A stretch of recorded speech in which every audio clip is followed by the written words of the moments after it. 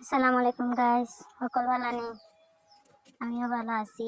আজকে লই আইছি একটা রেসিপি আপনারা লাগিয়া। আজকে আমরা লাই শাক ভাজি করব। দেখবা ওরকম লাই শাক ভাজি করে খাইবা, খুব ভালো লাগবে। আমি প্রথমে একটা প্যানের মাঝে তেল দিছি, দিয়া প্রথম কিছু রসুন কুচি দিলাম। রসুন কিছু লাল হওয়ার পরে আমি পেঁয়াজ দিম।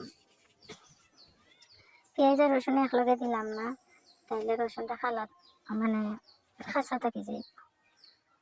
খুব পেঁয়াজ হওয়ার পরে একটু নাড়াচাড়া করবো। করার পরে এখন আমি আজকে কাঁচামরিচ দিতাম না, আমি শুকনো মরিচ দিব। শুকনো মরিচ দিয়ে শাক ভাজি খাইতে খুব ভালো লাগে।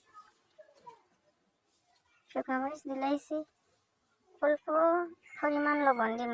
যে শাক ভাজি পরে অল্প হয়ে যাইব, লবণ বেশি হয়ে যাইব, যার কারণে অল্প লবণ দিব।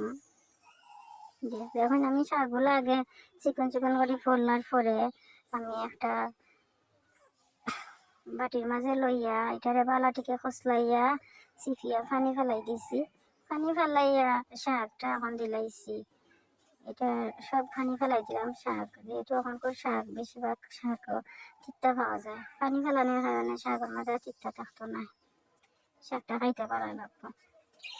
আপনার কাছে আমার একটা অনুরোধ হইল, আপনারা সবাই আমার রেসিপি দেখবা, শেয়ার করবা, ভালো লাগলে লাইক সাবস্ক্রাইব করবা, কমেন্ট করবা।